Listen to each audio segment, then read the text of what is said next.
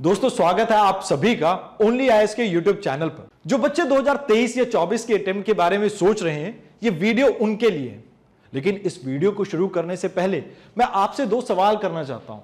पहला सवाल, क्या आप जानते हैं एक बीमार आदमी के लिए सही समय पे दवाई मिलना कितना इंपॉर्टेंट होता है? वो टाइम जो है वो कितना क्रूशियल होता है।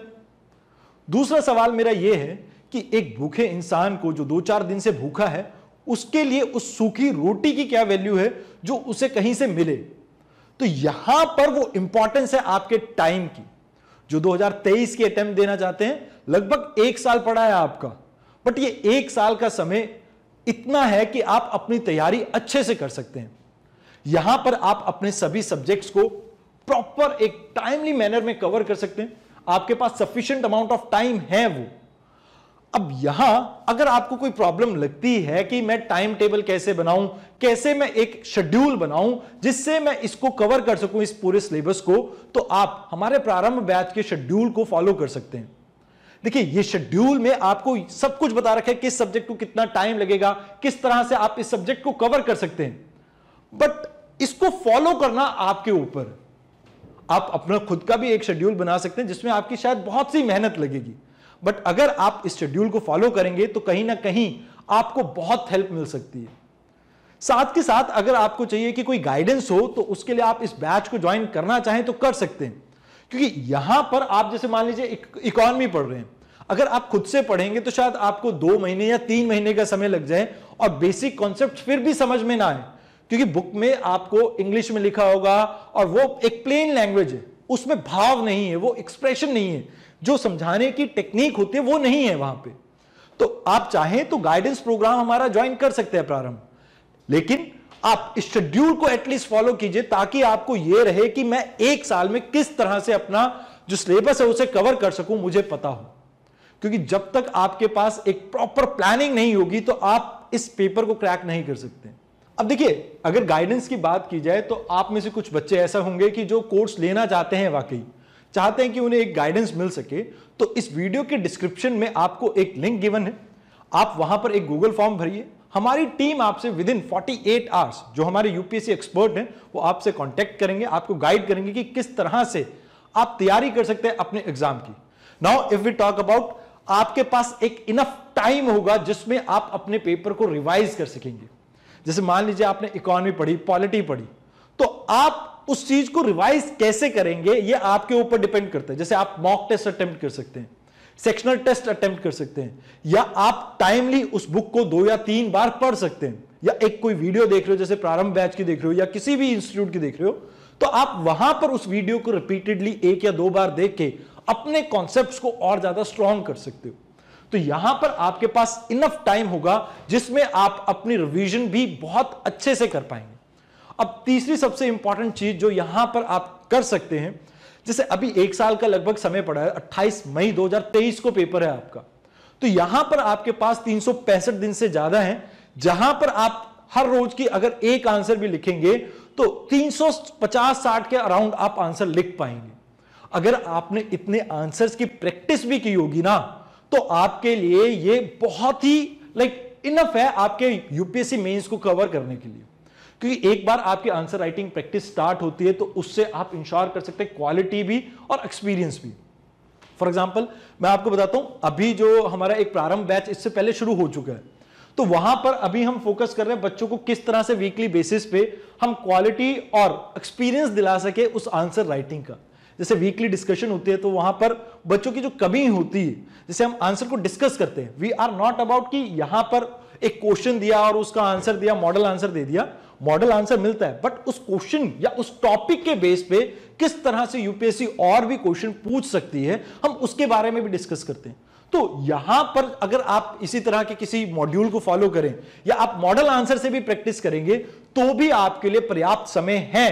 या आप सुमित सर के एडिटोरियल्स को देखते हैं तो वहां पर भी कई बार आपको क्वेश्चंस प्रैक्टिस के लिए दिए जाते हैं, तो आप उनका भी आंसर कर सकते हैं। या किसी इंस्टीट्यूट से या किसी कहीं भी एरिया से आप आंसर राइटिंग की अगर डेली प्रैक्टिस करेंगे तो इससे आपको बहुत फायदा मिलने वाला है आने वाले मेंस में। मतलब आप आने वाले मेंस के लिए पूरी तरह से तैयार हो सकते हैं। अब चौथी इंपॉर्टेंट बात यहां पर आ जाती है कि आपके ऑप्शनल की तैयारी के लिए आपको कम से कम 4 से 5 महीने चाहिए होते हैं। जैसे कई बड़े ऑप्शनल होते हैं, जैसे पॉलिटिकल साइंस हो गया आपका, या आपका ज्योग्राफी हो गया, इनके लिए बहुत ज्यादा समय चाहिए होता है, आपको 4 से 5 महीने लग जाते हैं अमूमन। तो वो समय आप यहां पर डेडिकेट कर सकते हैं क्योंकि आपके पास वो विंडो अवेलेबल है, और अपने ऑप्शनल को आप टाइमली रिवाइज भी कर पाएंगे अपने प्रीलिम्स से पहले। क्योंकि अगर आपने ऑप्शनल सिर्फ महज एक बार ही पढ़ा है तो उसके ऊपर इतनी स्ट्रांग होल्ड नहीं होगी आपकी, और प्रॉब्लम यह आएगी कि जब भी आप एक गैप के बाद उसे रिवाइज करेंगे तो वहां पर आप पूरी चीजें मतलब अच्छी तरह से याद नहीं रख पाएंगे। साथ के साथ आप एक चीज और भी कर सकते हैं, जैसे मान लीजिए जनवरी और फेब के अराउंड अमूमन बच्चे क्या करते हैं, ऑप्शनल को बिल्कुल छोड़ देते हैं। तो आप क्या कर सकते हैं, डेली के 10 से 15 मिनट उस समय भी डिवोट कर सकते हैं, अपने टॉपिक से रिलेटेड आप एक आंसर लिख सकते हैं, जैसे मेंस का आंसर ऑप्शनल से रिलेटेड। अब यहां पर अगर आपने इस टॉपिक को या अपने ऑप्शनल को 2 बार रिवाइज कर रखा होगा तो आप महज 8 से 10 मिनट में उसका आंसर लिख लेंगे। लेकिन अगर आपके पास उतना पर्याप्त समय हुआ ही नहीं तो आपके लिए प्रॉब्लम रहेगी ना। तो आपको यहां पर चाहिए कि भैया मैं अगर अभी से तैयारी स्टार्ट करूंगा, एक शेड्यूल को फॉलो करूंगा, तो टाइमली अपना ऑप्शनल कंप्लीट कर पाऊंगा, उसको रिवाइज कर पाऊंगा, और फिर जब सभी बच्चे प्री की तैयारी में जुटे होंगे तो सिर्फ महज 10 मिनट में मैं डेली बेसिस पे एक टॉपिक को रिवाइज भी कर पाऊंगा। तो कहीं ना कहीं वो एक विन विन सिचुएशन हो सकेगी ना, आप अपने टॉपिक से आउट ऑफ टच होंगे और साथ के साथ आपके मेंस की आंसर राइटिंग प्रैक्टिस हो जाएगी ऑप्शनल की।